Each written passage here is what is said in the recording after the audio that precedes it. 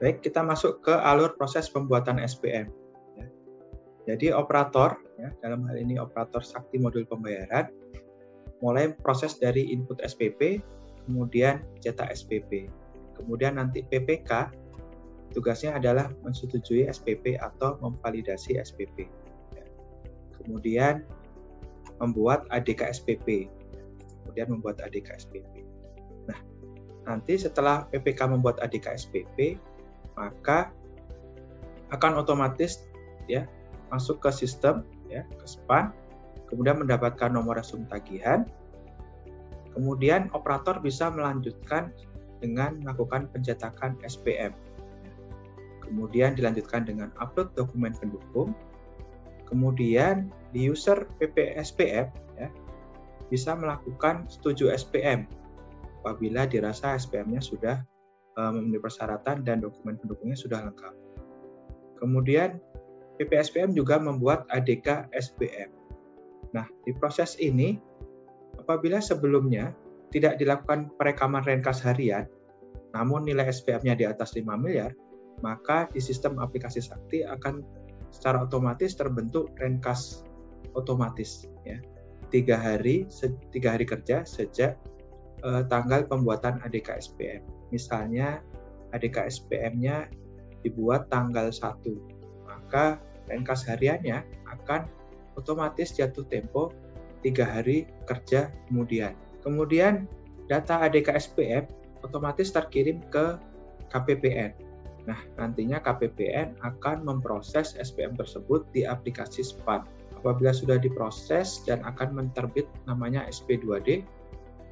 Nah, setelah Satker ngecek bahwa SP2D-nya sudah terbit, bisa dilakukan pengecekan di aplikasi HomeSPAN, maka Satker bisa melakukan pencatatan nomor SP2D beserta tanggal SP2D di aplikasi Sakti. Yang berikutnya ada alur proses pembuatan SPM dengan renkas. Ya. Jadi untuk SPM di atas 5 miliar, itu diwajibkan membuat renkas atau rencana kas. Ya. Atau semacam pemberitahuan ke KPPN bahwa ada Satker yang akan mengajukan tagihan yang nilainya di atas 5 miliar. Alurnya yang pertama adalah operator menginput renkas harian. Kemudian PPK mengapprove renkas harian. Untuk saat ini, ya, persetujuan dari KPPN ini adalah otomatis secara sistem. Ya. Hal ini semata-mata untuk mempercepat proses, sehingga ketika ada renkas yang sudah di-approve oleh PPK, maka otomatis juga akan ter-approve oleh KPPN dan masuk ke sistem KPPN. Kemudian apabila renkas sudah direkam dan sudah di-approve oleh PPK dan sudah di-approve oleh sistem di KPPN, operator bisa mulai langsung menginput SPP. Ya. Kemudian dilanjutkan langkah berikutnya masih sama, ya, cetak SPP, kemudian PPK melakukan setuju SPP, kemudian membuat ADK SPP, dilanjutkan operator cetak SPM, ya, kemudian operator melakukan upload dokumen pendukung, kemudian PPSPM bisa melakukan setuju SPM, membuat ADK SPM, dikirim ke KPPN data SPM-nya, dan menjadi SP2D, dan Satker bisa melakukan catat SP2D. Nah, untuk alur proses pembuatan SPM kontraktual, dimulai dari operator menginput supplier, ya. Ini menggunakan user operator modul komitmen ya. Kemudian nanti PPK ya membuat ADK supplier, kemudian dikirim ke KPPN. Ini prosesnya secara otomatis. Jadi ADK supplier yang sudah dibuat ADK-nya oleh PPK itu otomatis terkirim ke KPPN. Kemudian nanti setelah diproses oleh KPPN di aplikasi SPAN, supplier tersebut akan mendapatkan NRS atau nomor register supplier. Ya. Nah, apabila sudah muncul nomor register supplier, itu akan otomatis tercatat di aplikasi Sakti. Nah, Satker bisa melanjutkan proses input kontrak atau perekaman kontrak. Kemudian PPK membuat ADK kontrak atas kontrak yang sudah direkam operator sebelumnya. Kemudian ADK kontrak tersebut dikirim ke KPPN. Ini juga secara otomatis oleh sistem ya. Nantinya akan diproses kontrak tersebut di aplikasi SPAN oleh KPPN ya.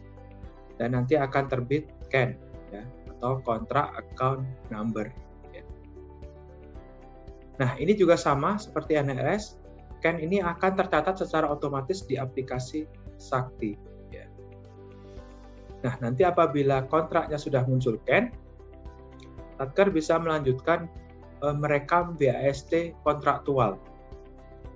Ya, mohon diingat, jadi apabila kontrak sudah mendapatkan CAN, Satker tidak bisa serta-merta langsung merekam SPP kontraktual, tapi harus merekam BAST kontraktual. Ini sebagai trigger untuk modul pembayaran mengambil data dari modul komitmen. Ya. Jadi nanti setelah BAST-nya kontraktual direkam, maka Satker bisa melanjutkan input SPP kontraktual. Nah, nanti ketika nginput, tidak perlu merekam satu persatu data seperti ketika merekam kontrak, karena datanya sudah ada. Jadi tinggal ngambil data BAST kontraktual yang sudah direkam sebelumnya. Dan proses berikutnya masih sama ya, sampai dengan jadi SP2D dan dicatat SP2D-nya. Untuk alur proses pembuatan SPM non-kontraktual, ya ini masih sama seperti slide sebelumnya. Jadi operator menginput supplier, kemudian PPK membuat ADK supplier, kemudian diproses di KPPN, mendapatkan NRS, kemudian Satker bisa langsung merekam BAST barang atau jasa non-kontraktual. Nah, nanti ya sama seperti yang kontraktual. Modul pembayaran dalam hal menginput SPP akan mengambil data ya sebagai trigger, akan mengambil data BAST barang atau jasa non kontraktual yang sudah direkam sebelumnya. Jadi nanti Satker tidak perlu merekam SPP mulai awal lagi data non kontraktualnya. Jadi cukup memilih BAST non kontraktual yang sudah direkam sebelumnya dan datanya akan otomatis terisi. Kemudian langkah berikutnya masih sama, mulai input SPP, setuju SPP, sampai dengan proses SPM menjadi SP2D di KPPN dan diakhiri dengan mencatat SP2D di Satker. Baik, slide berikutnya terkait dengan alur proses pembuatan SPM gaji. Terkait dengan gaji induk, gaji 13, gaji THR, kekurangan gaji, gaji susulan, uang muka gaji, dan gaji terusan. Nah, ini diawali dari proses perekaman data gaji di aplikasi GPP. Jadi khusus untuk terkait dengan SPM yang terkait dengan gaji, Bapak Ibu sekalian masih menggunakan aplikasi GPP ya. Jadi perekaman suppliernya, data keluarganya, kemudian data gajinya ya. Kenaikan apabila ada kenaikan pangkat dan sebagainya itu masih direkam di aplikasi GPP.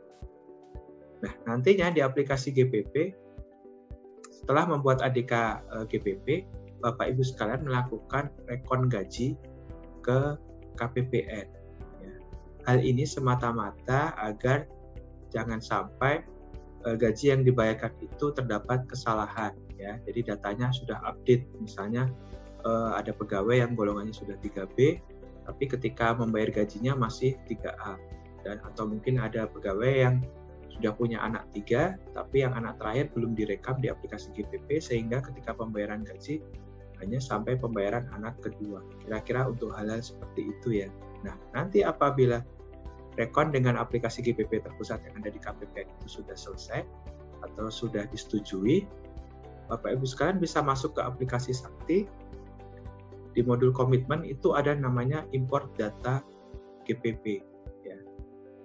Jadi data yang akan muncul di situ adalah data GPP yang sudah melakukan rekon dengan pihak KPPN dengan aplikasi GPP terpusat yang ada di pihak KPPN.